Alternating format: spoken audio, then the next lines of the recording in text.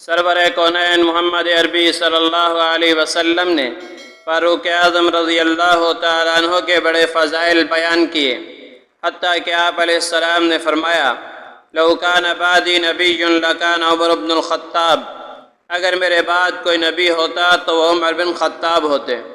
ایک روایت میں آپ علیہ السلام نے فرمایا قد یکون فی الامم محدثون فإن یک فی امتی احد فعمر بن الخطاب، کہ پہلی امتوں میں بھی محدثین ہوا کرتے تھے، اگر میری امت میں کوئی ہے تو وہ عمر بن خطاب ہے۔ محدث کہتے ہیں اس شخص کو جس کے دل پر اللہ حق کا الہام فرمائے۔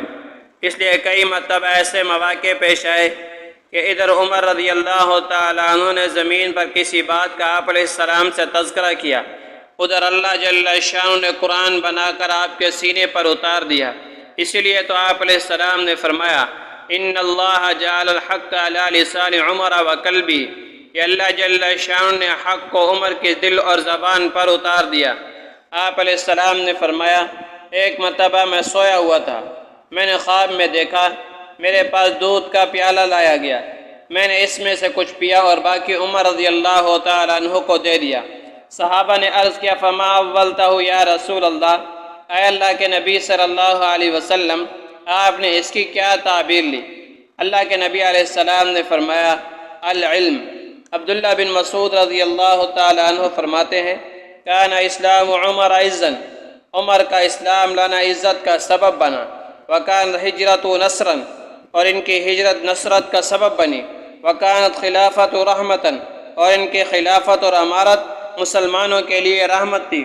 کیسی عظیم ہستی ہے جسے جنت کی بشارت دنیا میں مل گئی ہو، اللہ کی مدد ان کے ساتھ ایسی کہ اگر ممبر پر بیٹھ کر کہیں یا ساریت الجبل تو ہوائیں ان کی آواز کو ہزاروں میل دور تک پہنچا دیتی ہیں۔ آپ نے خط لکھا دریا کے نام تو آج تک دریا خشک نہیں ہوا۔ اگر مدینے کے پہاڑ سے آگ نکلی، آپ نے ایک صحابی کو چادر دی کہ آگ کو واپس پہاڑ میں بند کر کے آؤ، وہ صحابی آگ کو ایسے ہانک کر لے گئے جیسے بکریوں کے ریوڑ کو ہانکا جاتا ہے۔ لیکن جب دنیا سے جانے کا وقت آیا اور آپ کا آخری وقت ہے تو بیٹے سے کہہ رہے ہیں میرا سر زمین پر رکھ دے۔ بیٹے نے سر کو زمین پر رکھا تو چہرے پر مٹی مل کے کہہ رہے ہیں اے عمر اگر اللہ نے تجھے معاف نہ کیا تو تیرا کیا بنے گا؟ اے عمر اگر اللہ نے تجھے معاف نہ کیا تو ہلاک ہو گیا۔